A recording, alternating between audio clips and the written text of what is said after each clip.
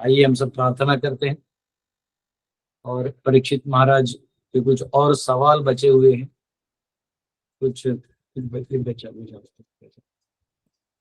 सवाल बचे हैं और कुछ एडमिटेंस, उनको एडमिट भी करना है कुछ, तो वो हम आज सुनेंगे। इसके बाद हम लोग शुद्ध गोस्वामी का जो जवाब है वो सुन। आइए प्रार्थना करते हैं। ओम नमो भगवते वासुदेवाय। ओम नमो भगवते वासुदेवाय। ओम नमो भगवते वासुदेवाय। नारायणं नमस्कृत्य नरं चैव नरोत्तमं देवीं सरस्वतीं व्यासं ततो जयमुदीरयेत्।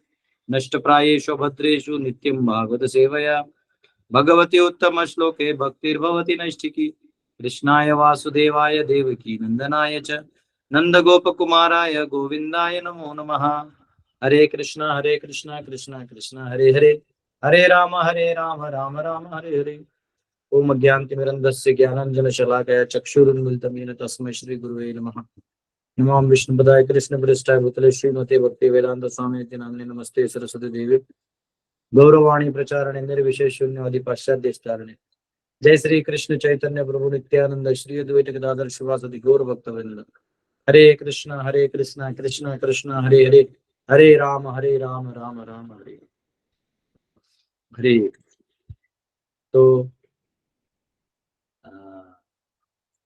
ये मेरा जो ये डंटा है गिर रहा है लेना पड़ेगा। यस, तो हम सब श्रीमद् भागवतम में चर्चा कर रहे थे कैसे परीक्षित महाराज बहुत सारे क्वेश्चंस को डिटेल में पूछे जा रहे हैं, स्पेशली जीव को लेके, ये सृष्टि को लेके, इसके इंटरेक्शंस को लेके, क्योंकि बहुत लोग इंक्विजिटिव होते हैं, वो खुद भी इंक्विजिटिव थे और स्वाभाविक है।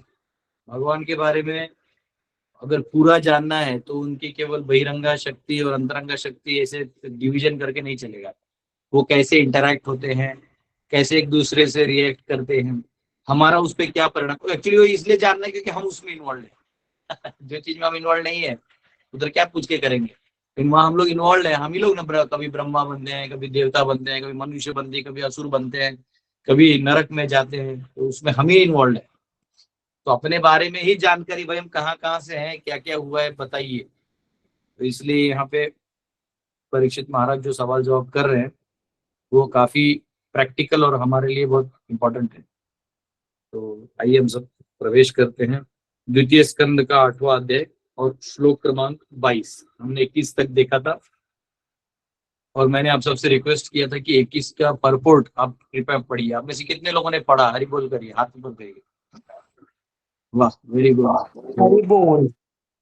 वाह, आप लोग जो जो रीड किया है ना, गारंटी कहता हूँ आपको प्रॉपर स्पेशल मर्सी मिलेगा।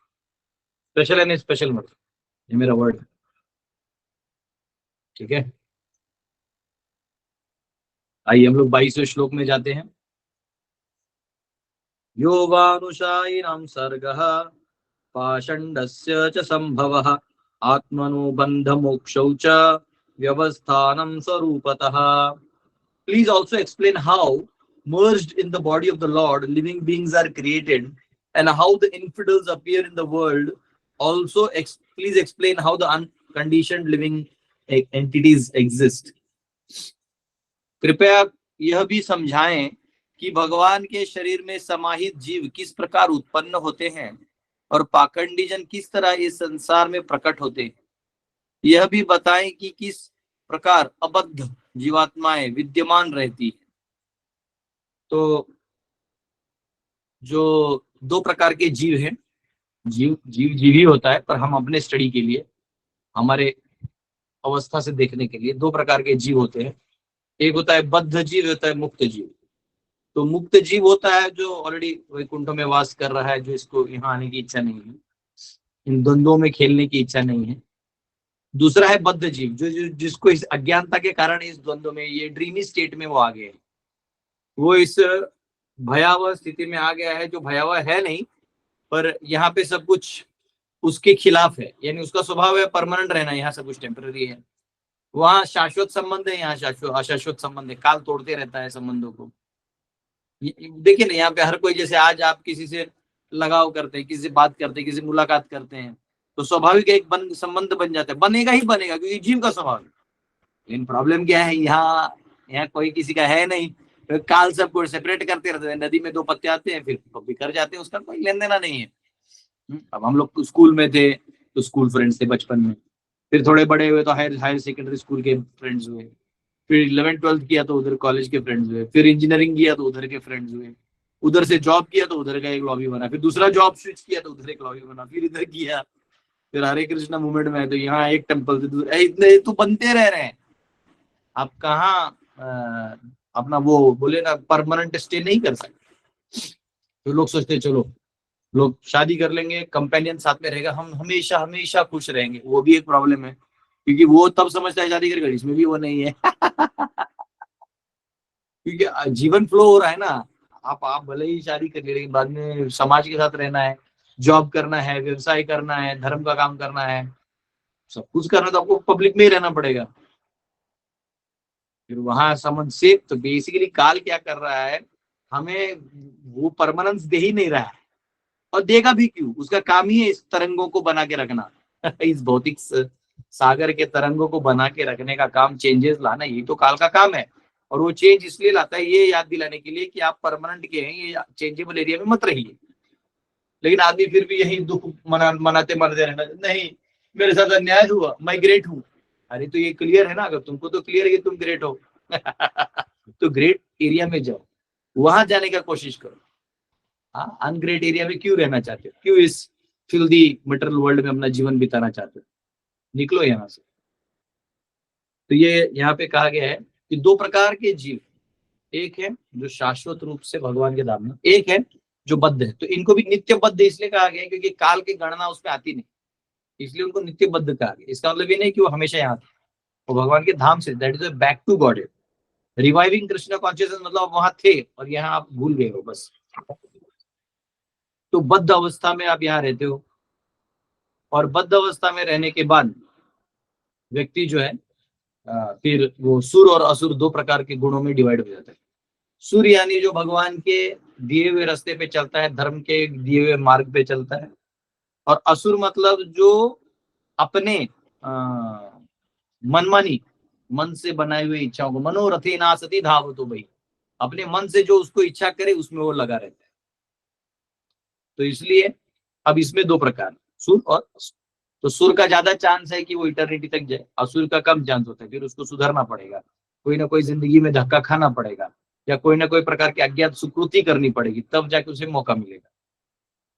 तो ये यहाँ पे कहा गया कि कह रहे कैसे ये जब भगवान ये सृष्टि पूरी खंडित हो जाती है तो ये लोग कहाँ जाते हैं जी, जब ये आते तो आते कहाँ से, तो इनका आना जाना समझाइए हमको। ये और ये पाखंडी जीव है जो भोग करने आए क्या, मतलब परीक्षित महाराज भी पाखंडी कह दे रहे हैं, क्योंकि उनको मालूम है, वो राजा रह चुके हैं ना, वो जानते हैं जीव बहुत बदमाश होता है। आपसे तो मैं पर्सनली रिक्वेस्ट करूंगा, अपना आधा से ज्यादा समय हम लोग इसी में बिताते हैं, दूसरे जीवों को हम भौतिक दया दिखाने में बिताते हैं। हमको भौतिक दया नहीं करना चाहिए, क्योंकि जो उसकी परिस्थिति है वो उसके लिए एक सबक है। आप उसमें घुस के कुछ मत करिए, टाइम वेस्ट कर रहे हैं, क्योंकि भगवान उसको वो सबक जब तक कंप्लीट नहीं होगा उसको उस स्थिति में रखने ही वाले हैं, चाहे आप कितना भी बीच में घुसिए। हमें जीवों को यहाँ से मुक्त कराने में समय बिताना चाहिए। हमें ये देखना चाहिए कि कैसे इसको मैं हरिनाम से जोड़ूं, कैसे इसको मैं भगवान से जोड़ूं। क्योंकि अगर कोई बहुत धनवान है, बहुत समृद्ध है, तो वो चाहता नहीं कि मैं भगवान के पास जाऊं, वो चाहता है मैं इसका एंजॉय करूं। फिर भी उसमें कोई बुद्धिमान हो तो जानता है अभी मैं अमीर हूं, बाद में गरीब हो जाऊंगा, इसका ही कोई भरोसा नहीं है, पर भगवान परमानेंट है, तो वो बुद्धिमान व्यक्ति भगवान के आश्रय में आ जाता है, चाहे वो धनवान ही क्यों ना हो।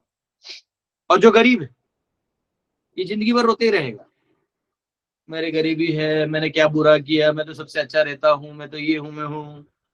और उसको आप हेल्प भी कर दो, हेल्प ले लेगा, आपको थैंक यू तक नहीं बोलेगा, वो चाहता है मुझे और दो, और दो, और दो। लेकिन जो बुद्धिमान होगा, भली गरीब है, तो थोड़ा भी बुद्धि लगाए, वो जानता है कि अगर मैं गरीब हूँ, कोई अमीर है, तो मतलब मैंने भी कुछ बुरा किया है, तो मुझे सुधरना चाहिए, और सुधरना है तो मुझे भगवान हरि के चरणों में रहना है, भगवान हरि ही मेरा बेड़ा पार करेंगे। तो वो व्यक्ति भी भक्त बन जाए, वो भी इस द्वंद्व से निकल जाएगा। तो गरीबी अमीरी आपके रोने धोने और भोग का कारण बन जाती है, आप उसको बदल के कुछ नहीं कर सकते। आप किसी अमीर को गरीब बना देंगे, साल मैं सबक सिखाऊंगा इसको, तो उसको गरीब बना दीजिएगा, लेकिन उसकी मेंटेलिटी वही रहने वाली है। अगर किसी गरीब को आप अमीर बना दीजिएगा कि लो करोड़ों रुपए तुम्हारे लिए, वो क्या करेगा? वो ले दे के वहां भी वो करोड़ में 2 करोड़ के लिए रोएगा। अभी आजकल कोई भी फटीचर जो है माई इलेवन सर्कल में बड़ा इनाम कमा रहा है, पता नहीं सबको मिलना चाहिए डोनेशन के लिए। हाँ? तो वो अमीर हो रहा है, अमीर होके करेगा क्या? तो अमीर तो हो जाएगा, लेकिन अगर ये मेंटेलिटी ठीक नहीं रहेगी तो शाश्वत रूप में जो उसका संबंध है भगवान से जोड़ नहीं पाएगा। तो हमें ध्यान देना चाहिए, हम भक्तों को, प्रचारकों को, कि हमें लोगों को गरीब से अमीर या अमीर से गरीब बनाने में समय नहीं देना है, या किसी को पॉलिटिकली नीचे से ऊपर लाना है, ऊपर से नीचे लाना है, हमारा काम नहीं है। हमारा काम है सभी को जोड़ जोड़ के कृष्ण से जोड़ना। देखो वो कैसे समझता है, प्रसाद खा के समझता है, कीर्तन सुन के समझता है। हाँ, मधुर कीर्तन भी कर सकते हैं। हाँ, एकदम मस्त आइंद्र प्रभु का म्यूजिक सुन सकते हैं। आज किसी ने हमारे ग्रुप में भेजा, मैं सुबह से एकदम ट्रांस में था, उस भेजा तो।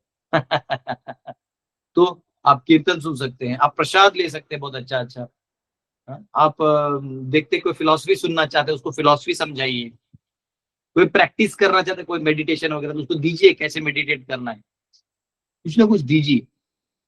जीव को एंगेज करिए कृष्ण से जुड़ने में, उसको हायर टेस्ट आएगा, वो जुड़ जाएगा। परम दृष्टवा निवर्तते। तो यहाँ पे ये वो पूछ रहे हैं। अब 23वां,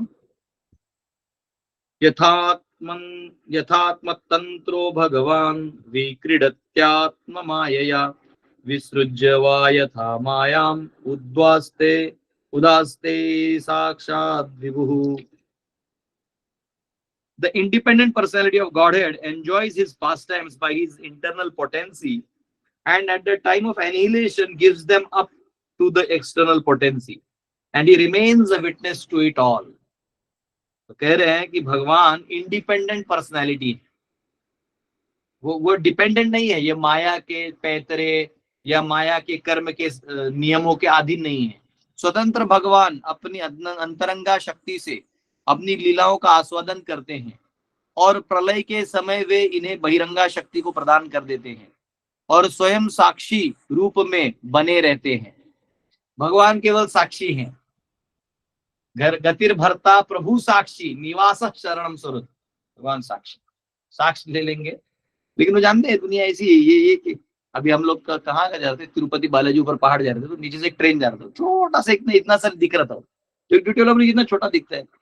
हम बोले सोचो हम इस अभी अंदर में ट्रेन में हम बड़ा सीट, एक सीट खोजते हैं, अंदर में एक सीट है, इधर से उस ऐसा लगता भी नहीं कि इसके अंदर सीट है। तो ये दुनिया है, ये भगवान की ऐसी माया। भगवान जहाँ है वहां से ये संसार नगण्य है, एक कण कण मात्र भी नहीं है, इसकी गिनती तक नहीं है।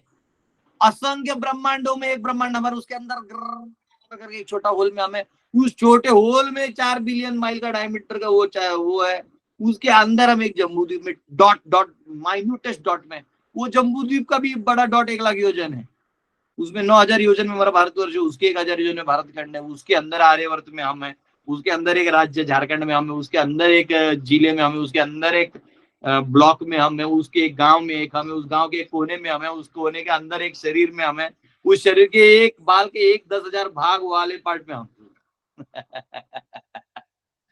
घमंड किस चीज का करना है? भगवान के सामने हम सब नगण्य हैं। तो यहाँ कहा गया है कि इंडिपेंडेंट पर्सनैलिटी है भगवान, और वो इस सृष्टि को अपने अंतरंगा शक्ति से जब आते हैं तो अंतरंगा शक्ति से सारा लीला करते हैं, और जाते जाते सब बहिरंगा को देके जाते हैं।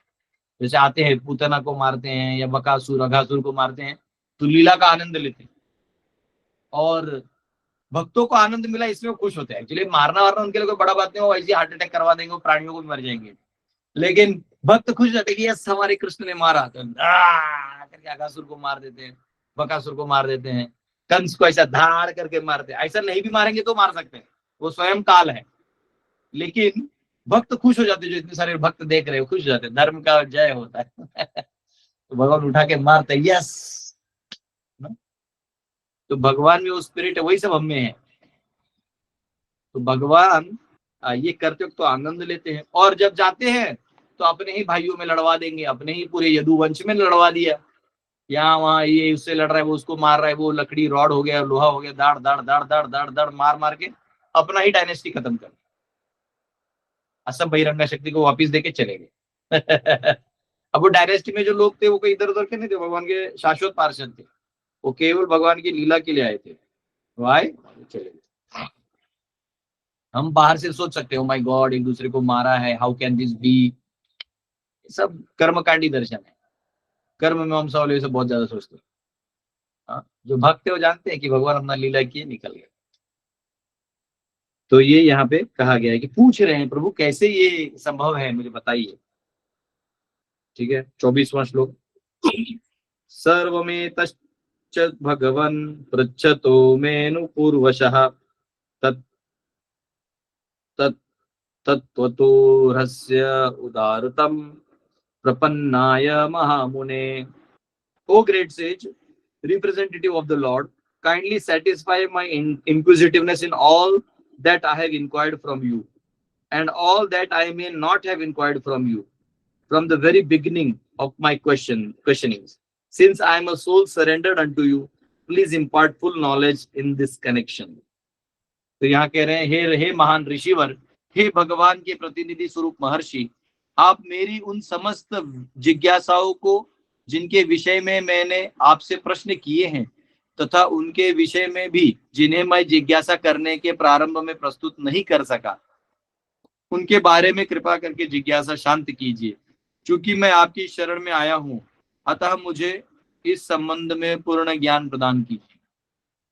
तो अब आप ध्यान से देखिए कितना अच्छा तरीका है, मतलब एक शिष्य का क्या रोल होना चाहिए। आजकल लोग बैठ के यूट्यूब में जज करते रहते हैं, हाँ ये अच्छा गुरु है, अरे ये ज्यादा अच्छा गुरु है, वो अच्छा गुरु है। वो ये भूल जाते हैं कि पहले तुम शिष्य है कि नहीं देखो। आप पहले खुद एक अच्छे शिष्य हैं कि नहीं ये देखिए।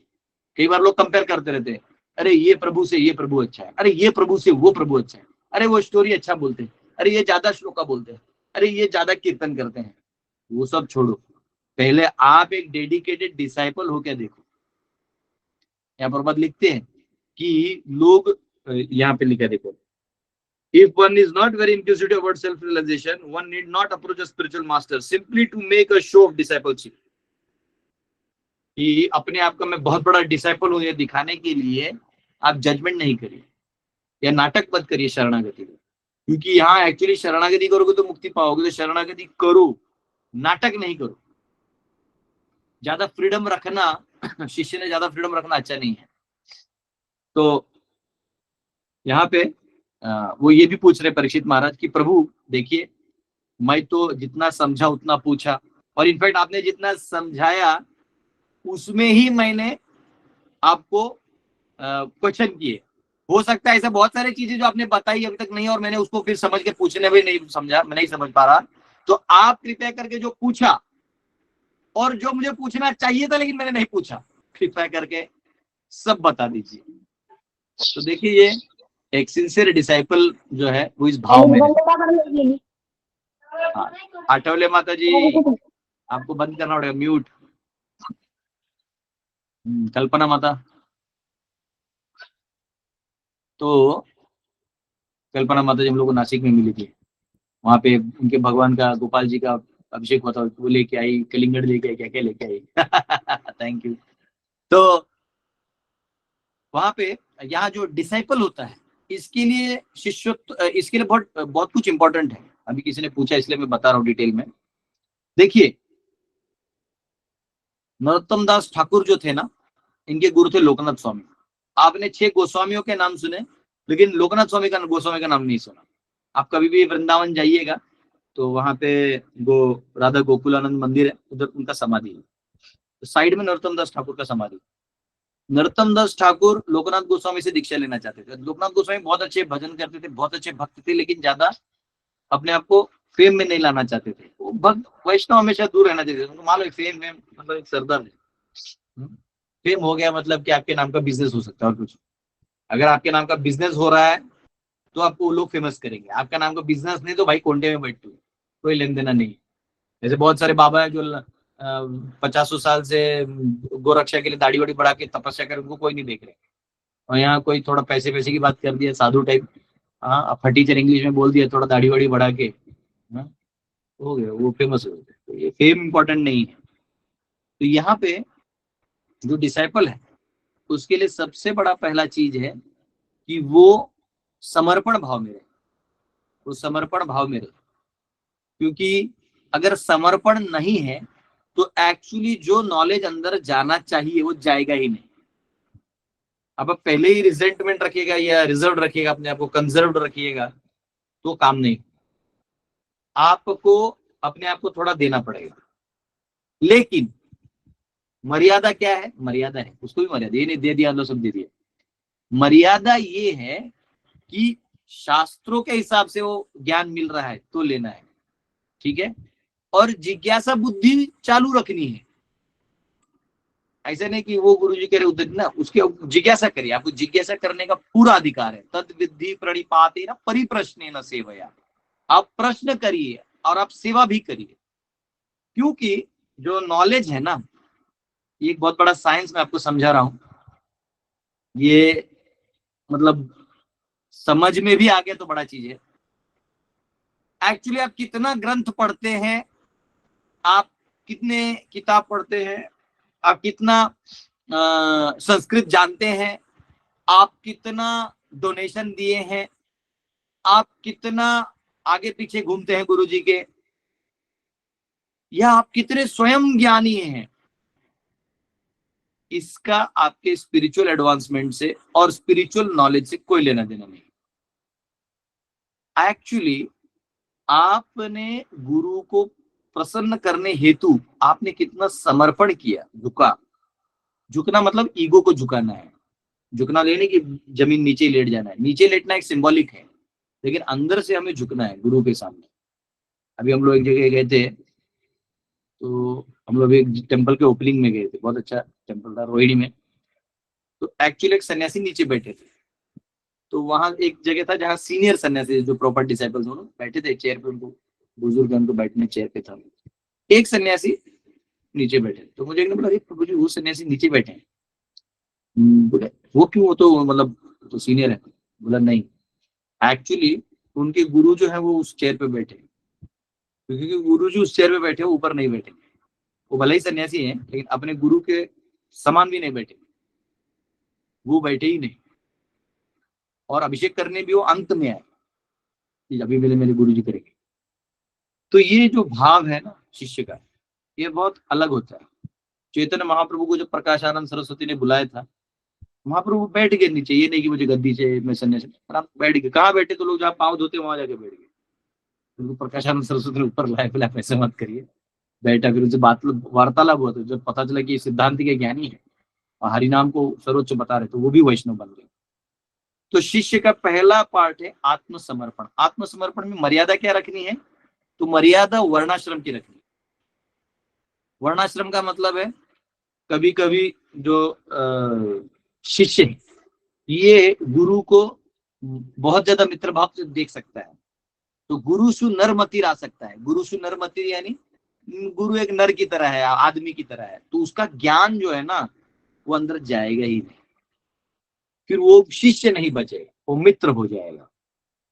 तो मित्रवत गुरु आपसे रह सकते हैं, आप गुरु से मित्रवत नहीं रहना। मतलब ज्ञान लेते हो, क्या रे बता कैसा है, बताओ ब्रह्मन कैसा है, ऐसा नहीं बोल सकते, नहीं तो आपका चला जाएगा ना वो चीज। तो गुरु के साथ आपको शिष्यवत रहना। गुरु आपके साथ मित्रवत रह सकता है, मजा कर सकता है, और बताओ कैसे हो, यस प्रभु जी ठीक है, वो अलग चीज है। आप उधर नहीं जाना, क्योंकि आपके लिए वो रिस्की है। जैसे मेरे गुरु मुझे बोल सकते हैं, हाँ हमारे ऐसे बहुत सारे शिक्षा गुरु हैं, उनमें से एक बोलते थे हमेशा जब भी मिलता हूँ, ऐसे पकड़ते थे कंधा, गैस तो फॉरेनर है, व्हाट्स गोइंग ऑन। मैं बताता था प्रभु जी ये कर रहा हूँ, ये प्रोजेक्ट कर रहा हूँ। फिर बोलते थे व्हाट्स नेक्स्ट, क्या करने वाला नया तू हमारे को सरदर्द, क्या नया प्रोजेक्ट करने वाला है। मतलब प्रभु जी ये माइंड में आ रहा है, गो अहेड गो अहेड। वो मुझसे ऐसा करते, लेकिन मैं जब भी उनको मिलता हूँ मैं प्रणाम करता हूँ। वो बहुत अच्छे हैं, मतलब बोलते तुझे कुछ भी चाहिए फोन करना, तो एक रिलेशन है। लेकिन क्योंकि वो गुरु तत्व है, प्रणाम करना। गुरु महाराज का जब गया था ब्राह्मण दीक्षा के लिए, तो बहुत खुश हुए, बैठे पूछे क्या कहाँ प्रचार करते हो, क्या करते हो, सब बताया। अच्छा, तो मैंने बताया मैं तभी वाराणसी में था, मैंने वाराणसी में ऐसे करता हूँ, महाराज वहाँ 80 घाट है, ऐसा सब बताया मैंने। बाद में मुझे याद है कि इन्होंने अपनी बायोग्राफी में ही लिखा था कि ये घाटों पे रहे। तो मैं बोला, अरे महाराज आप तो पहले ही रह चुके हैं। हमारा हंसने लगे, तो बोला सॉरी सॉरी, बोला ना ना, ऐसे गले लगाया, गले लगाया। फिर मैंने पाँव पे, मैंने उन्होंने डर लगाया, फिर मैंने धीरे करके चरणों में अपना सर रख दिया। तो गुरु जो है उनको नर की तरह नहीं देखना है, गुरु शु नर मति। जनरली क्या होता है, जो द्वेषी लोग होते हैं ना, इनका प्रॉब्लम होता है, ये जो आपके गुरु से द्वेष करते हैं, ये आपके गुरु को देहात्म बुद्धि में डाल देंगे। वो उस स्कूल में पैदा हुआ, उस देश का है, वो ऐसा है। अरे भाई उनका समर्पण देखो ना, वो तो कृपा प्राप्त कर लिए, भैया तू बीच में ऐसा बोल के मेरा चांस भी तोड़ रहा है। तो गुरु कृपा कहाँ से मिलती है? जब गुरु बोलेगा भी नहीं, गुरु देखेगा ना कि हाँ ये व्यक्ति जो है ना बहुत समर्पित है। अगर गुरु ना भी देख पाए तो चैत्य गुरु तो परमात्मा है ना, वो तो देख ही रहे हैं। हो सकता है आपके जो बाह्य गुरु हैं वो नहीं, उनको नहीं पता कि आपने इतना समर्पण किया है, हो सकता है वो उनके बुद्धि में ना आए या ज्ञान में ना आए, चेहरा देख के पता चला, लेकिन आप सामने भी ना आए। लेकिन फिर चैत्य गुरु है जो परमात्मा रूप में आपको कृपा करते हैं। आपके प्रति किसके मन में क्या है, कभी कभी हम भी नहीं जानते। एक बार मैं गया था एक जगह, कोई बोला प्लीज प्रभु जी आप आइए, हम छोटा सा प्रोग्राम रख रहे हैं, प्लीज आइए आइए आइए। तो फिर मैं, वो दूर था तो मैं गया, बोले ठीक है।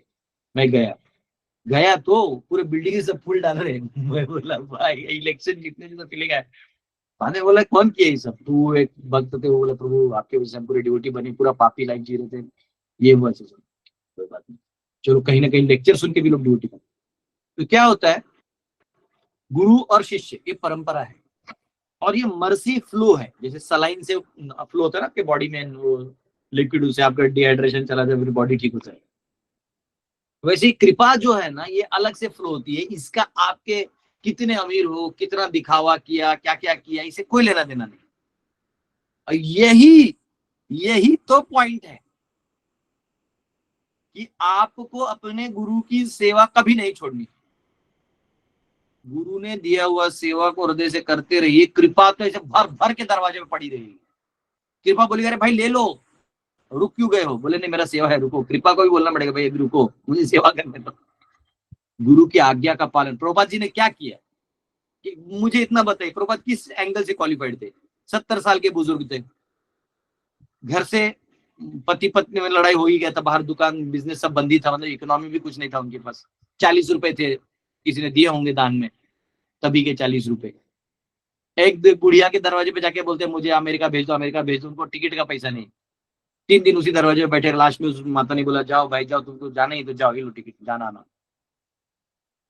वो उन्होंने अपने लिए नहीं मांगा, उनको अमेरिका जाना तो जब जॉब करते तभी जाके आ जाते। अपने गुरु की आज्ञा के लिए गए वो।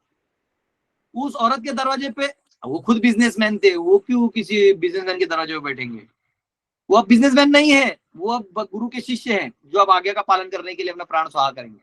वो अब बैठे हैं, उनको उनको प्रॉब्लम नहीं है। वो चाहते तो और कोई ट्रिक्स लगा के पैसा कमा सकते, लेकिन अब वो सन्यासी बन गए। पैसा कमाना है ट्रिक से तो ट्रिक अलग होता है, यहाँ ट्रिक है नहीं तो सन्यासी है। आप अब सत्य बोलना है, परम सत्यम परम धीमहि।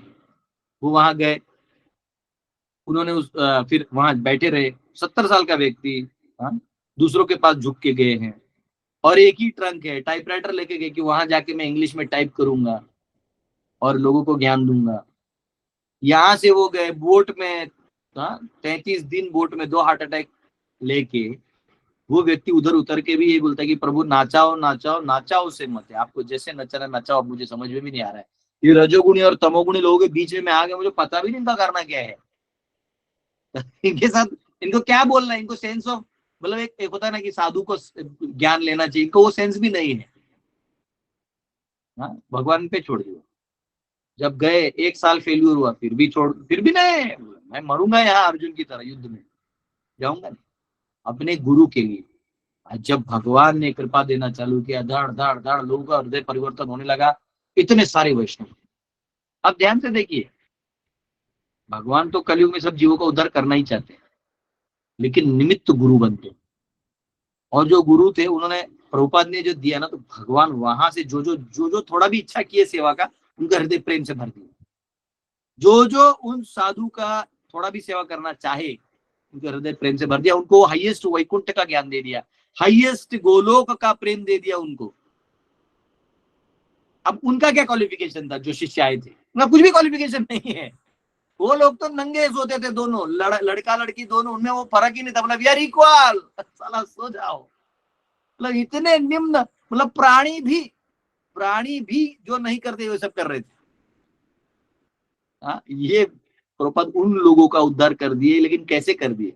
ये जो कृपा है, क्योंकि वो अपने गुरु की आज्ञा का पालन किए ना, कृपा ऐसा बैठा हुआ था। और जिन जिन लोगों ने बस उन गुरु के प्रति शरणागति कर दिया, वो कृपा धड़ाधड़ वो चला गया, लाखों लाखों लोगों तक मिला। और अब अगर वो चीज हमें भी पाना है, तो वो प्रकार का समर्पण हम में होना बहुत जरूरी है। हम कभी कभी सोचते हैं, धन के बारे में सोचते हैं, इतना धन हमारा ये धन वहां जाएगा, फिर थोड़ा हम धन वहां देंगे। नहीं, हमको सारा धन एक्चुअली गुरु को देना है, और उसमें से थोड़ा आपसे अपना जीवन बिताना है आइडियली। आजकल के लोगों को पॉसिबल नहीं। वैसे भक्ति सिद्धांत सरस्वती ठाकुर, उनके शिष्य थे, वो पगार लाके उनको देते थे, और वो बोलते थे, बोले तुम, बोला आप जो उसमें से देंगे उसमें घर चला लो। ऐसे शिष्य होते थे। हाँ? जैसे मेरा एक स्टूडेंट था, उसको मैंने हॉस्टल से प्रीच करके ड्यूटी बना, जब पहला पगार ले गया तो 33 या 35,000 कुछ पगार था पहला। ऐसा पूरा बंडल लेके आ गए, वो हाथ में पूरा निकाल के। मैं भी बोला ये क्या हुआ? बोले प्रभु जी पहला सैलरी। बोला भाई वो टेम्पल में दो। वो आ गए पूरा लेके। बोला ऐसा ठीक है, कल तुम ऐसे लेके आओगे तो पेरेंट्स फिर, आजकल थोड़ा इकोनॉमिकली लोग अनसेटल्ड रहते हैं, तो लोग लगता है, तो कई बार भावुक भी हो जाता है व्यक्ति। तो मैंने उसको समझाया कि ठीक है, इसमें से 1,000-2,000 रख दो, वो हम प्रीचिंग में यूज कर लेंगे, बाकी तुम ले जाना। नहीं तो ऑब्वियसली उतना लेवल का कोई गुरु भी होना चाहिए लेने के लिए। ऐसा नहीं कि हाँ इसने लाके दे दिया, ऐसे बोल बोल के लोगों से नहीं लेना है। हमको ये भी देखना है कि भक्त जो है वो अपने स्थिति में सेटल्ड है ना, अपने उसका जो नेचर है उस गुणों के हिसाब से उसका स्थान मिला, नहीं तो वो प्रॉब्लम में आ जाएगा। तो लेकिन पॉइंट ये है कि हमको पैसे आसक्ति नहीं रखना है, हमको कमाना भी तो ये सोच के कि मैं प्रभु की सेवा के लिए यूज करूंगा, भगवान के इस प्रचार कार्य के लिए सेवा में यूज करूंगा। कोई हम कार्य करते तो इस भाव में हमें करना है, तो क्या हो जाएगा उनमें? वो भक्ति हो जाएगा। अगर हमने उसमें अपने आप को प्रधान बना दिया तो कर्म हो जाएगा, इधर आ जाएगा, पहाड़ के इस साइड आ जाओगे। और जो ही आपका कॉन्शियसनेस होगा कि मैं भगवान और गुरु की सेवा के लिए कर रहा हूँ, तो वो हो जाएगा भक्ति। उसके परिणाम अलग प्रेम के रूप में आएंगे, इसके परिणाम एक्शन रिएक्शन के रूप में आएंगे। तो ये फर्क है। तो शिष्य को पहला तो चाहिए कि आत्मसमर्पण भाव में रहे। मराठी में बोलते पालथ्या घड़े और पानी, उल्टा घड़ा है उसके ऊपर पानी भर के फायदा नहीं। तो आप घमंड के साथ नहीं जाना चाहिए गुरु के पास। एक लड़का भी आया था, कोई तो डिबेट करने आया था, रियान रियान करके ना, उसका कोई दोस्त था, वो आया था।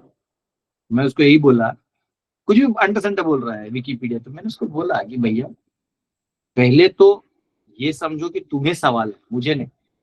मुझे जो सवाल है उसके निराकरण मेरे गुरु और मेरे परंपरा में लोगों ने कर दिए। तुम्हारा जो है अगर प्रॉब्लम है, तो तुम पहले तो सबमिसिवली पूछो। अपना अगर फिक्स्ड माइंड लेके पूछ रहे हो, तो फिर डिबेट में बुलाओ, फिर किसी को बुलाओ और अपना डिबेट कर रहे हो। तो क्या होता है, लोग आजकल आर्गुमेंटेटिव मोड में ज्यादा रहते हैं, इंक्विजिटिव मोड में नहीं रहते। इंक्विजिटिवनेस में आर्ग्यूमेंट होता है, वो अलग होता है। यानी जैसे आप किसी इंक्वायर कर रहे हैं, पूछ रहे, तो आर्ग्यूमेंट नहीं ऐसे कैसे हो सकता है, लेकिन ये ठीक है। लेकिन आप इंक्वायरी नहीं आर्ग्यूमेंट ही कर रहे हैं, तो फिर तो आपको अंदर कुछ नहीं जाएगा। इसमें आपका लॉस है, उस गुरु का क्या लॉस है? उस गुरु का जो स्थान है वही रहेगा, आपका लॉस है। आपको जो मिल सकता था कृपा नहीं मिलेगा। तो कान से सुनने के बाद जब हम सेवा करते हैं गुरु के आज्ञा का, वो एक्चुअल डिसाइपल है। और यहाँ पे परीक्षित महाराज उस चीज को दर्शाने वाले हैं। ठीक है, अब 25वां श्लोक। अत्र प्रमाणम ही मवान परमेष्टि यथात्मभू अपरे चानुतिष्ठन्ति पूर्वेशाम पूर्वजय कृतम। O great sage, you are as good as Brahma, the original living being. Others follow custom only, followed by previous philosophical speculators. हाँ, तो कह रहे हैं हे महर्षि, आप आदि आदि प्राणी प्राणी क्यों लिखा है? लिविंग बीइंग है, आदि जीव। हाँ, प्राणी लिख दिए। आदि जीव ब्रह्मा के तुल्य हैं। अन्य लोग केवल प्रथा का पालन करते हैं, जिस प्रकार पूर्ववर्ती दार्शनिक चिंतक किया करते हैं। चिंतक नहीं, चिंतन। एनीवेज ठीक। तो यहाँ पे ये कह रहे हैं कि हे सुखदेव गोस्वामी आप ब्रह्मा के बराबर हैं, क्योंकि वो ओरिजिनल जीव हैं, वो ओरिजिनल है जो पहले के सृष्टि में आए थे, और बाकी उनके पीछे पीछे जो मुनिगण हैं ये लोग आए हैं। तो परीक्षित महाराज यहाँ पे अलग एंगल से कह रहे हैं, जीव के एंगल से नहीं कह रहे हैं, वो कह रहे हैं ज्ञान के एंगल से। ब्रह्मा जी जो है ये शाश्वत ज्ञान हमें देते हैं, जो स्वयं भगवान ने उनको दिया। तेन ब्रह्म हृदय आदि कवये मुह्यन्ति यत् सूरयः, जो आदि कवि ब्रह्मा जी को भगवान ने ज्ञान दिया, वो ज्ञान यहाँ पे वो हमें देते हैं नीचे। लेकिन अन्य जो ऋषि हैं वो मुनि हैं। तो मुनि का मतलब है जो अपने मन के फिलोसॉफिकल स्पेकुलेशंस और एक्सपीरियंशियल उससे लेके जो बताते हैं, उन लोगों की बात हो रही है, जैसे गौतम, कणाद, फिर आपके यहाँ पे नाम दिए हैं जैमिनी, कपिल, अष्टावक्र। तो इन सब की अपनी अपनी फिलोसॉफी को इन्होंने प्रमोट किया, जिसमें बहुत सारा ट्रुथ भी है और बहुत सारा परम्यूटेशन कॉम्बिनेशन भी है। लेकिन जब आप ग्रेजुअली इनको पढ़ेंगे तो आपको पता चलेगा कि इनकी सबकी लिमिटेशन है। इसका कारण ये सब इम्परफेक्ट है क्योंकि ये ओरिजिनल सोर्स नारायण से नहीं आता, और ब्रह्मा जी का जो ज्ञान है वो भगवान नारायण से आता है। इधर जो है वो मन के कलेक्शन। तो कल कोई दूसरा फिलोसोफर आके भी इनको हरा सकता है, कल कोई फिलोसोफर आके आराम से हरा सकता है। और हम लोग देखेंगे, हमारा भी जो गेट कोर्स हो रहा है उसमें अभी मैं चालू करूंगा अर्थशास्त्र, वेदांत, सब चालू करूंगा। हो गया मेरा ये यात्रा खत्म हो गया, बहुत सारी चीजों से मैं रिलैक्स हो गया। तो अब मैं बहुत कुछ पांडव सेना और अर्थशास्त्र ये सब के षड दर्शन से आऊंगा, आपको पढ़ाऊंगा। तो इन्होंने जो क्या कहते हैं उसको, ये फिलोसफर्स है, इनको कोई भी डिफीट कर सकता है। जैसे आप बोलिएगा कि आत्मा जो है, आत्मा और परमात्मा एक है, तो आपको डिफीट किया जा सकता है कि आत्मा और परमात्मा एक है तो दो शब्द क्यों। एक लड़का बोल रहा था हरि और हर एक है, हम बोलता हरि और हर एक है तो दो शब्द क्यों, दो नाम क्यों। तो लॉजिक से दिवस, जैसे गौतम ने, इसमें गौतम का नाम है तो गौतम न्याय तर्क शास्त्र के प्रोपाउंडर है।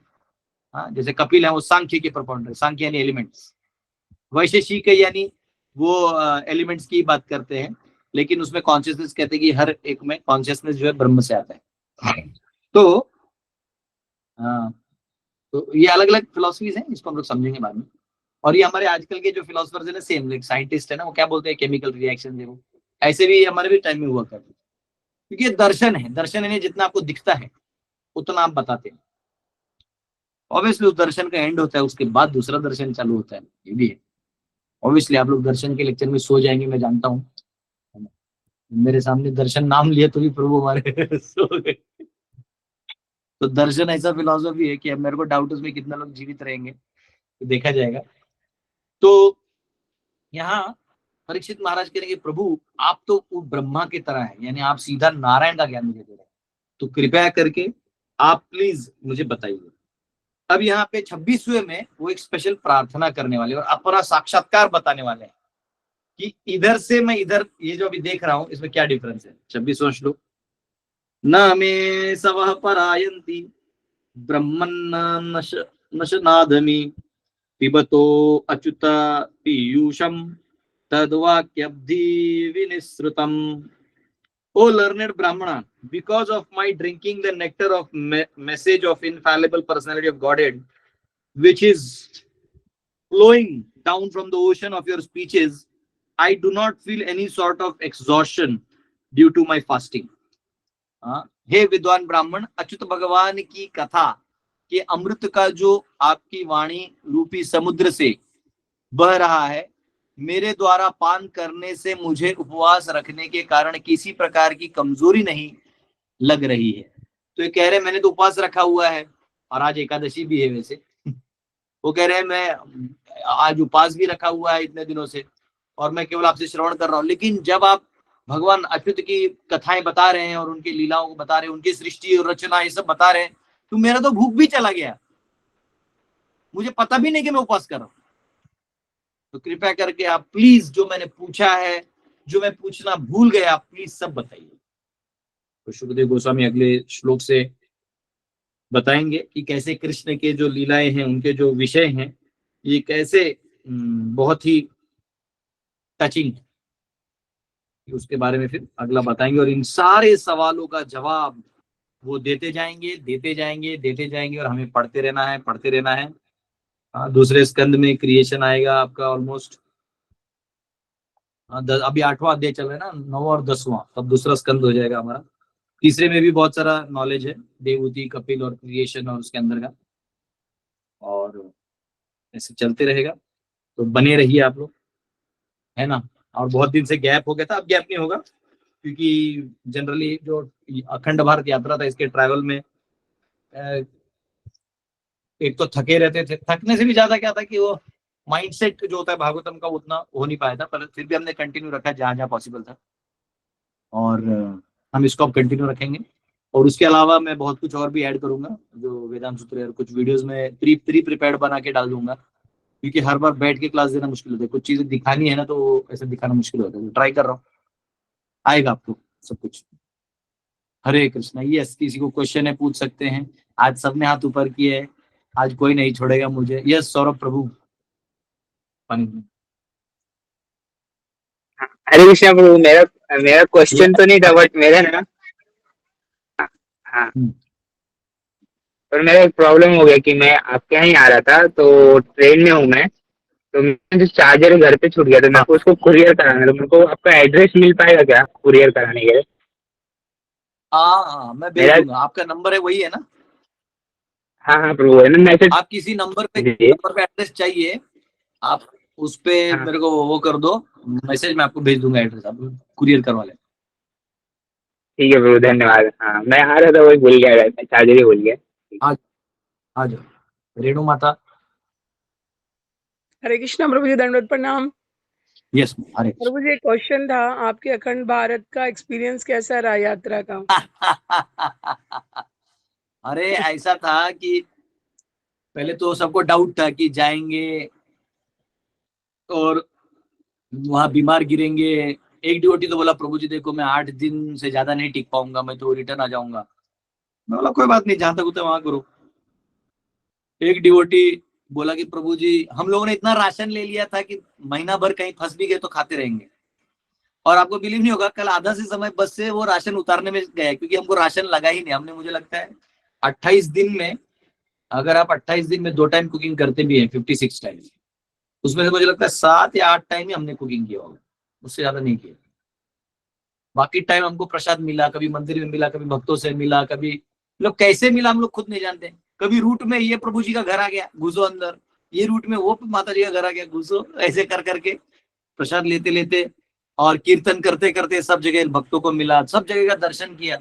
एक्चुअली ये जो ये तो मेरा आउट ऑफ लव, मैं चाहता था कि जो जो भक्त इतने सालों से सेवा किए हैं वो सब जगह का दर्शन करें, भगवान का कृपा प्राप्त करें। और सब जगह जो डिवोटी खुश हुए ना, लाइन में भले कभी कभी तो 4-4 घंटा, 3-3 घंटा, कई बार तो 15 मिनट में भी हो गया, मतलब वो अलग डिपेंड ऑन कौन सा दर्शन है। हाँ, कई बार तो तिरुपति में तो 2 घंटा टोकन की लाइन में और 5 घंटा वो दर्शन की लाइन में। हाँ, सीढ़ियों पे उल्टा भी सोए थे, पाँव ऊपर और नीचे ऐसा। काम ही नहीं कुछ, मोबाइल भी नहीं है, कुछ भी नहीं कर सकते, अंदर में बैठ के भजन भी नहीं कर सकते, करता अलाउड नहीं। तो लेकिन बहुत अच्छा रहा, सब जगह दर्शन किया, लोगों को मिले, अलग अलग कल्चर्स को समझे, हमारे डिवोटीज भी समझे। मैं चाहता था कि ओपन माइंडेड हो। अगली बार हम लोग यात्रा लेके जा रहे हैं तो सभी 12 बस लेके जाएंगे सभी बच्चों को, ये हमारा प्लान है। तो मैं चाहता था ये टीचर्स भी मेरे सब देख लें जगह, ताकि उस टाइम में ये लोग भागा दौड़ी ना करें। तो वो भी मेरा सक्सेस हो गया। और आप सबका देख सकते हैं, चेहरा मेरा अभी भी ओके है। कल वो थोड़ा काला हो गया था, ये पूरा मुंह बहुत ज्यादा काला हो गया था, तो कल हल्दी और बेसन लगा के धोया में वो काला काला बहुत ही हो गया था, निकल निकल हाथ से निकल रहा, बोला थोड़ा रगड़ते हैं। वैसे उससे ज्यादा कुछ फर्क गिरा नहीं है, लेकिन कम से कम जो वो ट्रैवलिंग का जो ये रहता है वो कचरा निकल जाता है। तो ऐसा, तो ठीक है, सब अच्छा ही रहा, मतलब कोई दिक्कत नहीं, कोई बीमार भी नहीं गिरा। इनफैक्ट सब लोग बहुत जॉली और हैप्पी, और बहुत हमको खुद ऐसा लग रहा है। अभी ड्यूटीज बोल रहे थे, प्रभु जी वो गाड़ी को बुला लो वापिस 28 दिन की तरह निकलते। निकलेंगे, वैसे मैं ब्रह्मचारी को अभी नेपाल लेके जाना है, एक बार वहां उनको लेके गया। तो और भी है, सेंट्रल भारत भी बहुत सारा बचा हुआ है हमारा, निकालेंगे हम लोग, निकलते रहेंगे, आप लोग को भी ले जाएंगे। अभी मैं टूरिज्म का काम चालू कर रहा हूँ। वैसे 10 जून से लेके 20 जून तक मैं 4 धाम यात्रा ले जा रहा हूँ। आप में से कोई इंटरेस्टेड होगा तो आ सकते हैं। ऑब्वियसली थोड़ा कॉस्टली है, क्योंकि पहाड़ों में बहुत कॉस्टली रहता है सब, इसलिए वो थोड़ा कॉस्टली हो जाएगा, पर आना है तो वो 25,000 के आसपास का रखा है मैंने बजट। 22-23 हमको लग ही जाते हैं, तो आप लोग आ सकते हैं। और उसके बाद अभी मैंने एक फोर्स का गाड़ी रिक्वेस्ट किया एक लेने के लिए, जिससे हम लोग लोकल टूरिज्म चालू करें। यहाँ से जो हमारे यहाँ के लोग हैं कभी अयोध्या नहीं गए हैं, तो अयोध्या और लोकल तीर्थ में करवा सकूँ, ऐसा मैं कर रहा हूँ। तो उसमें भी फिर धीरे धीरे आप लोग कभी यात्रा करवाएंगे। और मैं चाहता हूँ जितने भी ऑनलाइन स्टूडेंट्स हैं, आप सबको भी मैं सोच रहा हूँ कि यात्रा हम लोग प्लान करें। तो आप लोग को चलना है तो दिसंबर में साउथ चल सकते हैं, पहले से प्लान करेंगे तो आप लोगों को घुमा दूंगा, सब वहाँ कथा भी कर दूंगा, वहाँ सारा बता भी दूंगा, सब पास टाइम्स। देखते हैं, प्लान करता हूँ, मैं भी प्लानिंग मोड में हूँ। जी प्रभु जी, थैंक यू, आपका बहुत बहुत धन्यवाद। हम लोगों को आपने यात्रा में जो दर्शन करवाए ना, हमें लगा हम लोग आपके साथ ही चल रहे हैं सबके सब।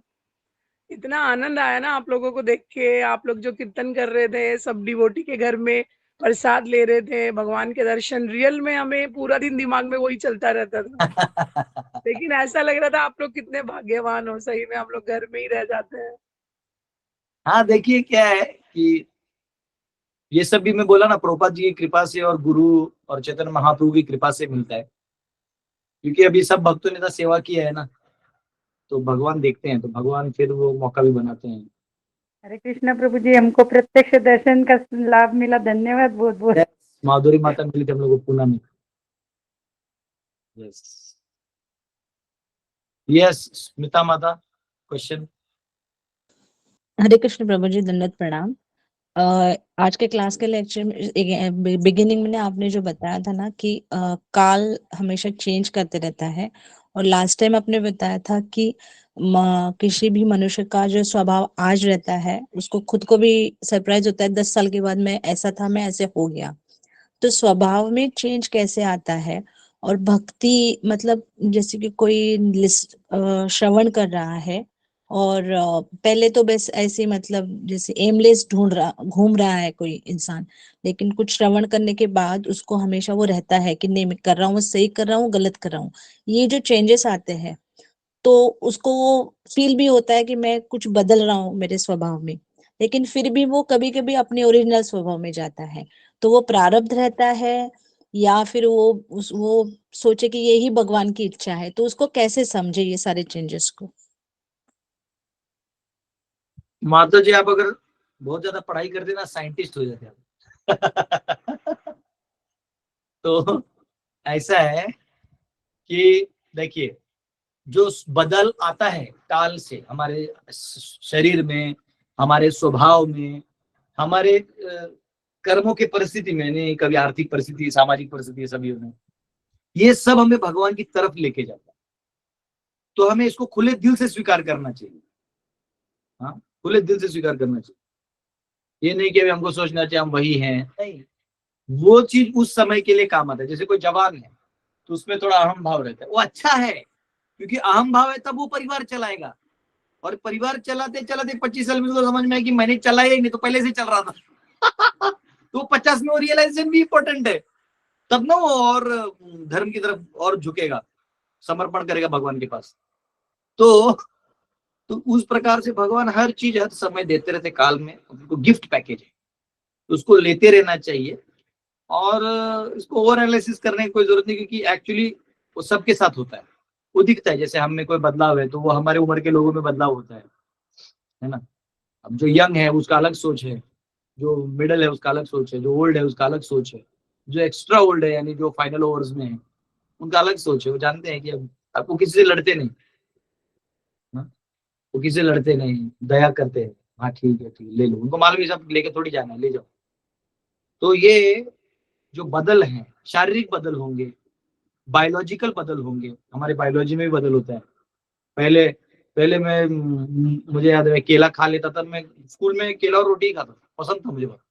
मुझे दो ही चीज पसंद है, केला रोटी, नहीं तो आलू भुजिया और रोटी, बस। तभी rice vice boring type, rice और दाल तो मैं ज्यादा देखता नहीं था। अब ऐसा हो गया कि मसाला राइस देखा तो ऐसा लगता है, अरे वाह। तिरुपति में वो थोड़ा सा वर्टिगो टाइप हो गया था, दर्शन लिया बाद में तो वहीं लेट गया। मैं समझ नहीं रहा था क्या करूं, वहां पे फ्राइड राइस बना रहे थे, मतलब बिना प्याज लहसुन एक फ्राइड राइस बना, खाया मैं तो भाई खुश हो गया। तो पता नहीं पहले ये नहीं था, अभी है, पता नहीं आगे ये रहेगा नहीं रहेगा। तो पॉइंट क्या है कि हर चीज नेचर आपके खाने पीने में, आपके सोच विचार में, आपके शरीर में, आपकी परिस्थितियों में ये बदल आते ही रहेंगे। और यही हमारे लिए, और हमारे लिए वहां सबक है। अगर वो सबक सीखे तो भी उत्तम, नहीं सीखे तो उसको पार कर लो, क्योंकि पार करने में भी सीख है। जैसे अभी मैंने गुरु और शिष्य का इसमें बताना भूल गया, एक्चुअली आप जो गुरु की सेवा करते हैं ना, उस सेवा में ही कृपा रखा हुआ है, उसमें ही कृपा रखा है। वैसे वर्णाश्रम में आप जो जीवन जीते हैं, जो धर्म का पालन करते हैं, उधर ही आपका उधर का कृपा रखा हुआ है, उसका रियलाइजेशन। वो रियलाइजेशन हमारे जीवन के निष्कर्ष को लाने में हमें मदद करता है। जैसे आप अगर गृहस्थ हैं, आपने परिवार को संभाला है, सबके बाद आपको पता चलता है कि इतना करने के बाद भी मुझे अकेलापन महसूस हो रहा है। क्यों महसूस होगा? एक्चुअली आप अकेले हैं ही, आप जीव हैं। अब ये जो भी हमारे हैं वो हमें प्रेम तो दे सकते हैं, लेकिन हम लेके भी क्या करेंगे? क्योंकि उसके बाद अब जाना आगे, तो अगला अपना रास्ता नहीं नापना है भाई। आदमी सोचता है चलो भजन करो भाई, ये क्या था बताओ, किसी बाबा बुआ को बुलाओ, ज्ञान दो, क्या आएगा? तो ये सत्य है, और इस सत्य के साथ ही जीना पड़ेगा, और इस सत्य से हमें परम सत्य कृष्ण के पास जाना है। इसलिए हमको कृष्ण का चरण पकड़ के रोना है, रोना है हमें चरण पकड़ के। कहाँ फंस गए हम लोग, पकड़ लेना है, रोना है ना। तो ऐसा है। मीनाक्षी मंदिर में गए थे हम लोग, तो मदुरई में, तो बहुत भाव वैसा आगे, जैसे माता एक्चुअली एक तो रात में दर्शन दिया। हम लोग पहली बार ऐसा बोल रहे थे वो कि 9:30 बजे गेट बंद हो जाता है। बोले उस दिन क्या भीड़ था पता नहीं, 11:30 बजे हमको दर्शन मिला, और वो बंद नहीं हुआ गेट। वो हम लोग गए, हमारे पीछे 50-60 लोग और थे, उसके बाद बंद हुआ। भगवान हमारे लिए, माता। तो भी बहुत भावुकता हो गया था कृष्ण का, जो तुमने नाम ले रहा था ना, तो वो ऐसा अपने आप गदगद हो गया। ऐसा लगा कि हाँ, शाश्वत स्वरूप में हम लोग यहाँ रहना चाहिए, और कहाँ हम लोग भटक रहे हैं चरण छोड़ के। तो ये भाव आना जरूरी है काल के साथ साथ, नहीं तो क्या है, फिर वो तो जिंदगी जी लिए और आईपीएल देख लिए, पैसा लगा लिया, पैसा बन गया, पैसा लॉस हो गया, गर्लफ्रेंड आई गर्लफ्रेंड गई, है ना। ये अब तो शादी भी नहीं हो रहा, अब तो सिर्फ डेटिंग ही डेटिंग हो रहा है। हाँ, एक मूर्ख दूसरे मूर्ख को डेट कर रहा है, जिसको डेट भी पता नहीं आज क्या डेट है। तो एनीवेज, वर्णाश्रम को पालन करके हमें इस दौर से जाना चाहिए। ऐसा ही देखिए इसको, और क्या देखिए। थैंक यू प्रभु जी। एक्चुअली मुझे एक प्रभु जी ने पूछा था जो मेरे पहचान में है, तो मैंने बोला मैं तो इसका जवाब जानती नहीं हूँ, इसलिए मैंने क्वेश्चन किया वो। यस, धन्यवाद प्रभु जी। तो वो साइंटिस्ट बन सकते हैं। शायद क्योंकि मैंने लीड्स टू पैरालिसिस, उसके बाद तो मैंने खुद ने इतना सोचना छोड़ दिया अभी। तो मैंने बस किसी प्रभु जी का क्वेश्चन किया आपको। धन्यवाद प्रभु जी, धन्यवाद प्रणाम। अरविंद जी। हरे कृष्णा प्रभु जी, दंडोत प्रणाम। प्रभु जी, मेरा एक क्वेश्चन है भगवत गीता के 12वें अध्याय के 12वें श्लोक से। उसमें लिखा है कि यदि तुम अभ्यास नहीं कर सकते तो ज्ञान के अनुशीलन में लग जाओ, लेकिन ज्ञान से श्रेष्ठ ध्यान है, और ध्यान से भी श्रेष्ठ कर्म फल का परित्याग है, क्योंकि ऐसे त्याग से मनुष्य को मनः शांति प्राप्त हो सकती है। तो इसमें निष्काम कर्म को सर्वश्रेष्ठ बताया जा रहा है प्रभु जी, इसको समझा दीजिए। क्योंकि योगा लेडर में जो है आपने मेरा लेक्चर सुना है वो श्लोक पे? हाँ प्रभु जी, सुना है, लेकिन उतना क्लियर नहीं हो पाया है। वो इतना जम्बल्ड डायग्राम मैंने जिंदगी में नहीं बनाया था, वो इतना जम्बल्ड डायग्राम है। अब आपको बता रहा हूँ, म्यूट कर लीजिएगा। हाँ, तो देखिए, सकाम कर्म से ऊपर निष्काम है, निष्काम के ऊपर जो है वो ज्ञान है, ज्ञान और निष्काम जो साइकिल में चलता है। ज्ञान के ऊपर ध्यान है, और ध्यान के ऊपर भक्ति है। तो 12वें अध्याय में जो बात हो रहा है, ये इधर का बात नहीं हो रहा है, ये भक्ति में आए हुए स्टेजेस का बात हो रहा है।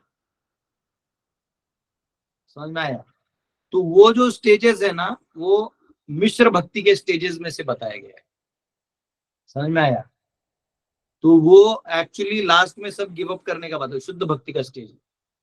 तो आप वो डायग्राम मेरा देख लीजिएगा, उसमें मैंने प्रॉपर फ्लो चार्ट बनाया, यहाँ से ये है वो एक्चुअली वो भक्ति के स्टेजेस की बातें हो रही है, वो यहाँ की बातें नहीं हो रही। पहले 6 अध्याय का बात हो ही नहीं रहा, क्योंकि 7वें अध्याय में ही शुद्ध भक्ति भगवान ने चालू कर दिया और मिश्र भक्ति का ज्ञान देना 7 से 12 में चालू कर दिया। और 13वें अध्याय से 18वें अध्याय में जो ज्ञान है वो ज्ञान एक्चुअली भक्ति से आया हुआ ज्ञान की बात हो रहा है, वो इधर की बातें नहीं हो रही है।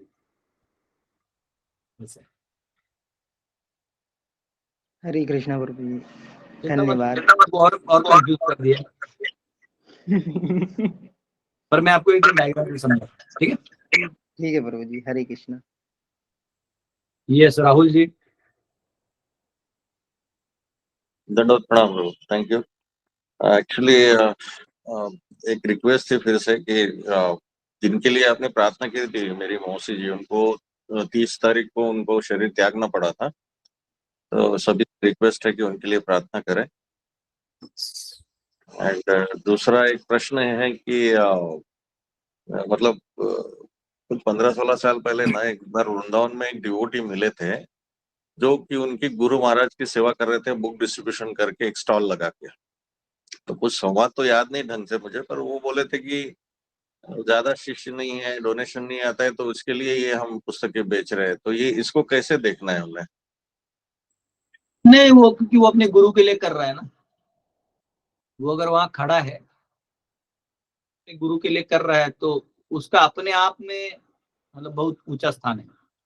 लेकिन सामाजिक शास्त्र से ये उदर निर्वाह तो वो नहीं भी करेगा तो भी हो जाएगा, तो उसके लिए उसको ग्रंथ ही वितरण कर रहा है तो कोई ज्यादा प्रॉब्लम नहीं है।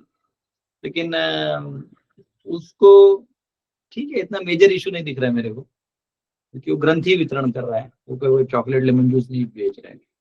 वो भी बेच के अगर गुरु का कर रहा है तो भी वो बहुत हाई है। एक्चुअली वो शिष्य है ना, तो उसके पॉइंट ऑफ व्यू से ज्यादा प्रॉब्लम नहीं है, क्योंकि वो अपने गुरु के लिए कर रहा है।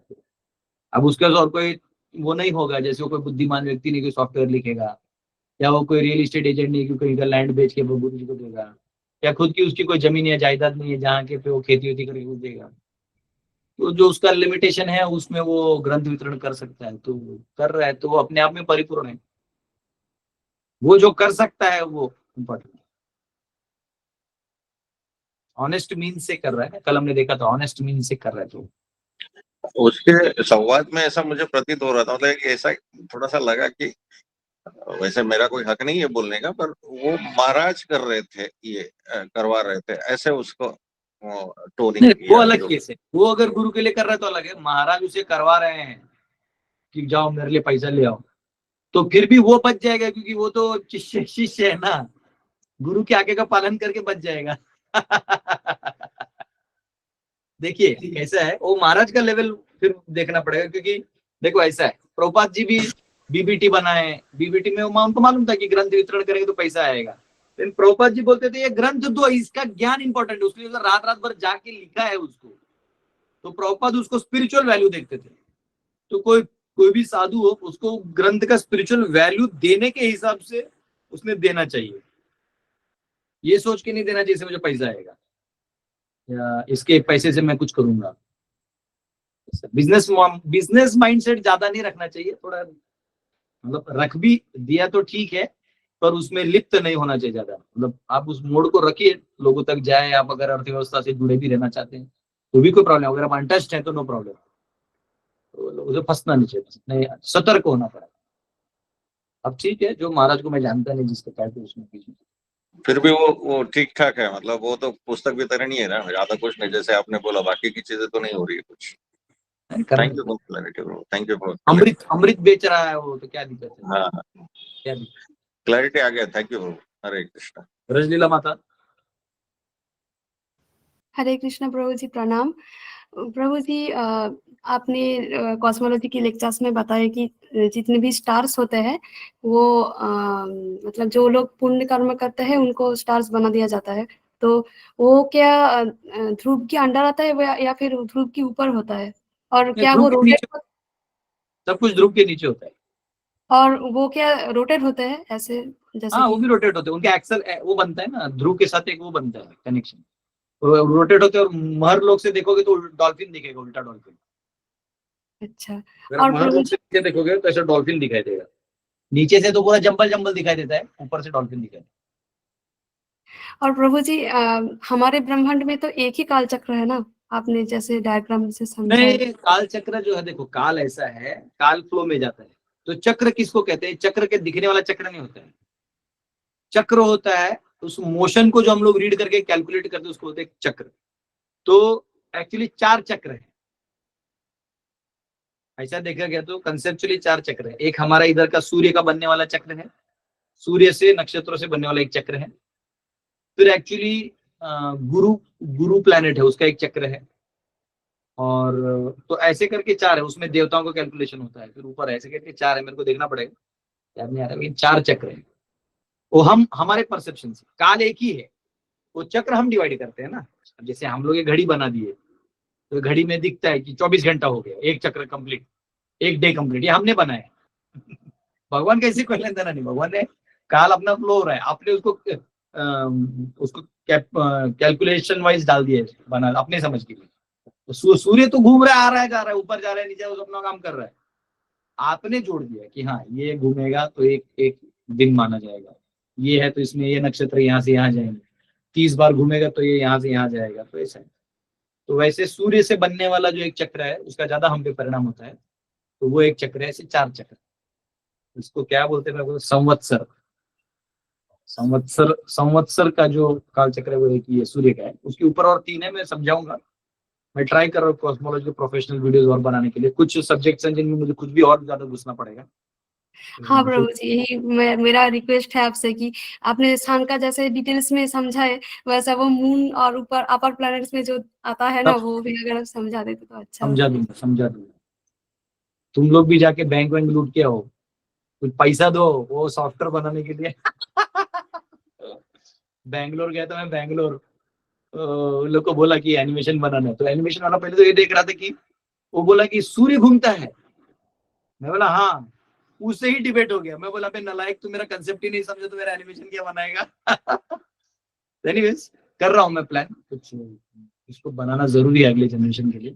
सब बना दूंगा मैं, सन, मून, ऊपर अपर प्लैनेट्स, महरलोक, दियलोक, ब्रह्मलोक, मेरे पास सब है, डिटेल पड़ा हुआ है। अब बस वो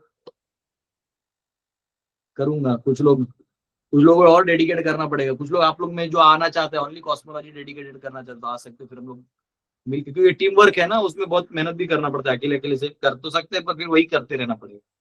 फिर गुरुकुल कौन चलाएगा, फिर ये क्या है, ये सब ऐसा लगता है एक्सपांड सिद्धि होता, मैं साथ में एक्सपांड हो जाता। बाप रे बाप, एक गदाधर को लोग झेल नहीं पा रहे, 7 को झेलना पड़ता। ठीक है, यस गुलाब जी। हरे कृष्णा प्रभु जी, दंडवत प्रणाम। वो आप हैं? यस प्रभु जी। प्रभु जी, हमारे बड़े पापा का देहांत हो गया है, हम शरीर छोड़ दिए हैं। तो यहाँ के लोगों को मैं समझा रहा हूँ, लेकिन लोग समझते नहीं। मैं बोला माला में कोई दिक्कत नहीं, माला कर सकते हैं, लेकिन घर वाले बोलते हैं नहीं शुद्धक पड़ा है, माला नहीं कर सकते। तो थोड़ा सा प्लीज आप थोड़ा सा इसके बारे में थोड़ा सा बताइए। सब जन तो साथ में बैठे हैं। क्या फायदा? आपके घर वालों को प्रॉब्लम है ना, आपको तो पता है कि माला करना है। जी नहीं, तो हमारे पिताजी भी हैं, हमारे भाई साहब। भक्ति जो है ना, ये 3 गुणों से परे होता है। अच्छा बस सब है वहां पे।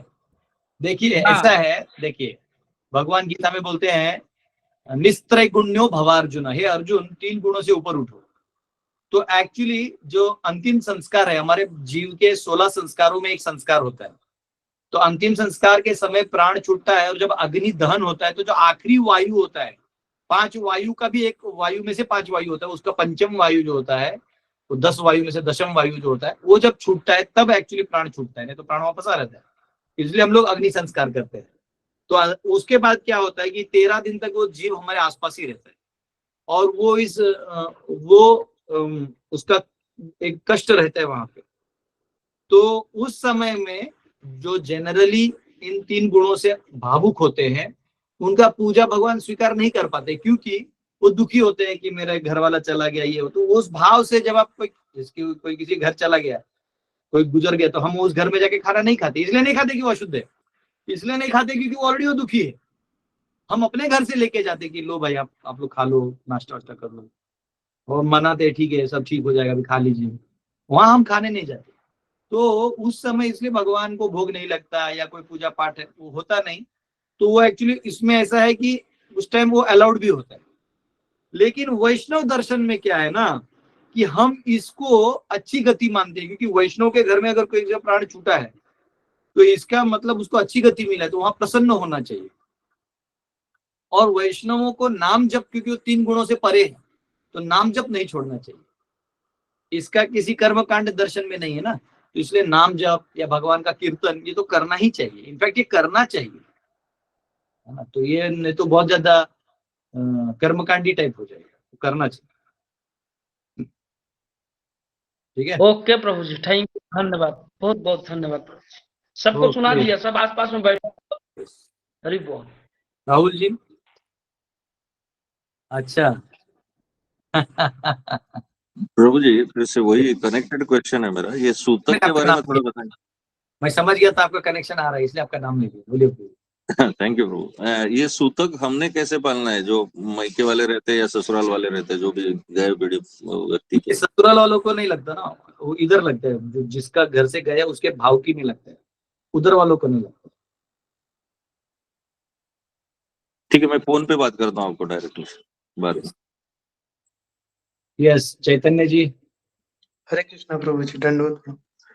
वो प्रभु जी, वो भक्ति रसमय सिंधु में जो आया है, मतलब गुरु की मतलब प्रशंसा गुरु के मुख मतलब सामने ही कर देनी चाहिए, मतलब ये वो चापलूसी टाइप का तो मतलब हो जाता है, तो मतलब ये चापलूसी टाइप का है कि सही है? मतलब नहीं नहीं, ऐसा कुछ नहीं है, आपको अपनी तरफ से निर्बल रहना है। आपको शर्म आ रहा है तो आप पीछे से स्तुति करिए, आपको अच्छा से बोलने की आदत है तो सामने से कर दीजिए, उसको दिक्कत नहीं। गुरु को पता चलेगा कि हाँ, अपने स्वभाव से इसने ऐसा बोला है। आप उल्टा स्वभाव से करिएगा तो गलत लगेगा। जैसे आप बहुत विनम्र भाव से है, अबू पे आके बोल रहे तो चापलूसी लगेगा, या आप स्ट्रेट फॉरवर्ड है और पीछे बोल रहे हैं तो चापलूसी लगेगा। तो आप जैसे हैं लेकिन स्तुति करिए, वो जरूरी है। धन्यवाद। हरे कृष्ण। रेणु माता, आखिरी क्वेश्चन। हरे कृष्ण प्रभु जी, दंडवत प्रणाम। प्रभु जी, आप मदुरई Yes. में लक्ष्मी महालक्ष्मी जी का दर्शन किया आपने मैया का, तो आपने उनको हाँ, धमकी दिया कि नहीं दिया? आपने उनको धमकी दिया था कि नहीं दिया था? धमकी नहीं, महालक्ष्मी कोल्हापुर में, नहीं नहीं, वो तो कोल्हापुर अलग की है, महालक्ष्मी है। लेकिन आपने मदुरई में लक्ष्मी जी का दर्शन किया था तो आपने उनको धमकी दिया था, जो हमेशा देते नहीं, हो आप। मथुरा में लक्ष्मी जी नहीं है ना, वो मीनाक्षी अम्मा है, पार्वती जी है। अच्छा, तो आप कह रहे थे ना लक्ष्मी के लिए, इसलिए मुझे माया लगा। देवी को कौन धमकी देगा, 2 मिनट में आउट कर देगी इधर। तो ये आपने एक बार बोला था ना, लक्ष्मी जी के मंदिर में बोला था, मैं तेरे पति को बदनाम कर दूंगा, तूने पैसा मैं नहीं दिया। लक्ष्मी जी को बोला था कोल्हापुर में, हाँ, कोल्हापुर में बोला था। उनको बोला था, देख बाबा मेरे को गड़बड़ मत कर, एक तो पैसे का इधर आता नहीं, किधर से सोर्स नहीं है। माता बहुत दयालु है, हमको बहुत अच्छा दर्शन दिया। वो तो मैंने ऐसे ही मजाक में बोल दिया था, वो हमारा चलता है। लेकिन आपका आइडिया अच्छा था प्रभु जी, अभी हम भी धमकी देते हैं थोड़ा मंदिर के लिए। ना ना ना, लेकिन याद रखना उसका लेवल होना चाहिए, नहीं तो पचेगा नहीं ना तो। संभाल अच्छा प्रभु के। जी, एक और मुझे ये बताना था, आपने ये अच्छा बताया कि जो लोग बोलते हैं कि आत्मा, जैसे आपने दो वर्ड बोले, आत्मा परमात्मा, जब दोनों एक ही है तो 2 वर्ड क्यों है? तो ये तर्क करने के लिए बहुत अच्छा एक है। नहीं तो लोग बोलते हैं ना आत्मा सो परमात्मा, तो आत्मा परमात्मा 2 क्यों शब्द बोला जब एक ही है? तो ये बहुत अच्छा आज आपने मुझे बताया, थैंक यू प्रभु जी। ऐसे टिप्स के लिए बने रहिए रेगुलर कार्यक्रम में सुबह 8:30 बजे प्रभु जी के कार्यक्रम। हरि बोल। Yes, okay. हरे कृष्णा प्रभु जी, दंडवत प्रणाम। अरे दंडवत सभी भक्तों को। प्रभु जी, एक सवाल है, इसका क्या पूछो। तात्पर्य है कि लक्ष्मी ही नर को नारायण बनाती है? इसका क्या तात्पर्य है? कौन लक्ष्मी जी नर को नारायण बनाती है? वो ऐसा मैं देखा कहीं तो वीडियो सीरियल आ रहे हैं यार, ये सब मेरे सामने मत जी, बता। अच्छा ओके प्रभु। काट मत बना ये सब। वो राधा कृष्ण सीरियल का राधा कृष्ण, वो सीरियल का लक्ष्मी नारायण, वो लोग क्या हो गए मालूम है? मोदी जी ने दिया है सबको धमकी कि अब ये बॉलीवुड वाला बंद करो और ये हमारा सब देवी देवताओं का सब दिखाओ। अब ये आधे पागल लोग जिनको खुद कुछ आता नहीं, उनको तो ढंग से एक्टिंग भी नहीं आता था पहले। जो बॉलीवुड में भी ना, उनको मालूम था अंदर कैरेक्टर है नहीं, तो एक्ट्रेस को नंगा कर देते थे, उससे लोग देखते थे। अब इनको ला दिया है भगवान के फील्ड में, ये गधे आते इधर और कुछ भी दिखाते। फिलॉसफी इनको अठन्नी का पता नहीं है।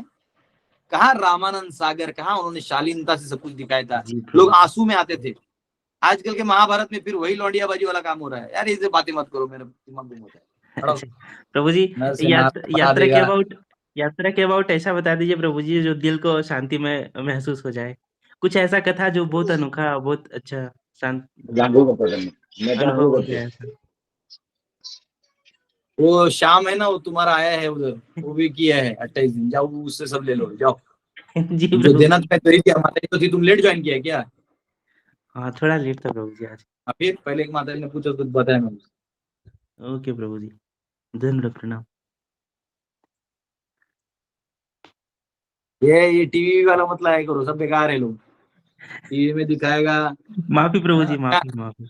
महाभारत में दिखाया था, मैं एक बार देखा कि रुक्मिणी को लाने के लिए अर्जुन को भेजा था। वो कौन बोला, रुक्मिणी के ब्राह्मण को भेजा, ब्राह्मण ने पत्र दिया, भगवान खुद उठाने आए थे। कुछ भी मतलब इन लोग कुछ भी दिखा देगा। फिर वो एक तो कपड़ा ऐसा लगा देगा वो स्त्रियों को, फिर वो आदमी उसी को देखने में लगा रहता है।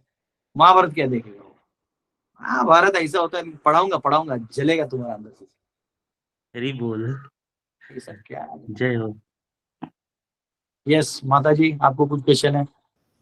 हाँ प्रभु जी, था कि मैंने आपको पूछा कि वो 28 जो स्टार्स होता है ना, मेन स्टार्स, उनको छोड़ के जितना सारा स्टार्स हम देखते हैं यहाँ से, क्या ये भी रोटेट होता है?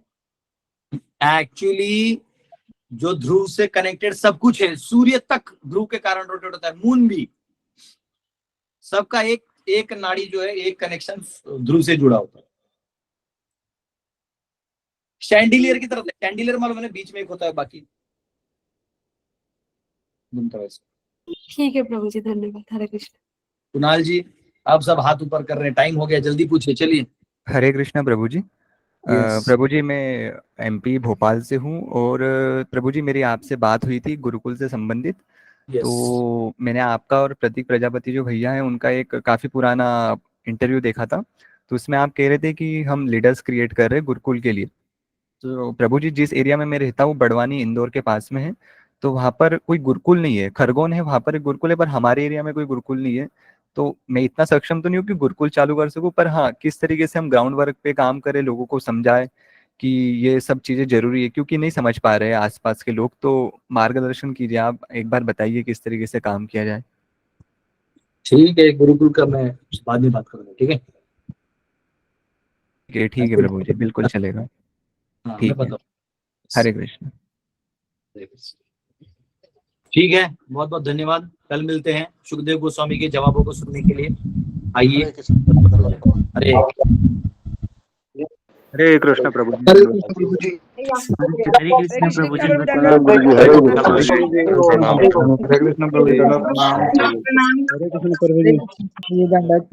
दंडवत प्रणाम। हरे कृष्ण प्रभु जी। हरे कृष्ण। हरे कृष्ण प्रभु जी,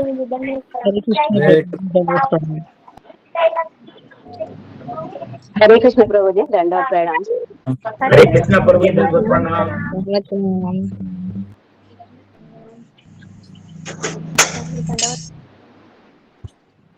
हरे कृष्ण प्रभु जी, दंडवत प्रणाम। दंडवत आप सब दंडवत प्रणाम प्रभु जी। हरे कृष्ण प्रभु जी, दंडवत प्रणाम। और भी पोस्ट एकादशी निकलते हैं। प्रभु जी, दंडवत प्रणाम। दंडवत।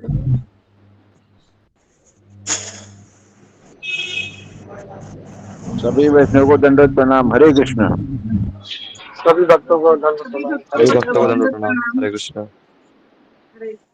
हरे कृष्ण। आप सभी को भी मेरा दंडवत प्रणाम।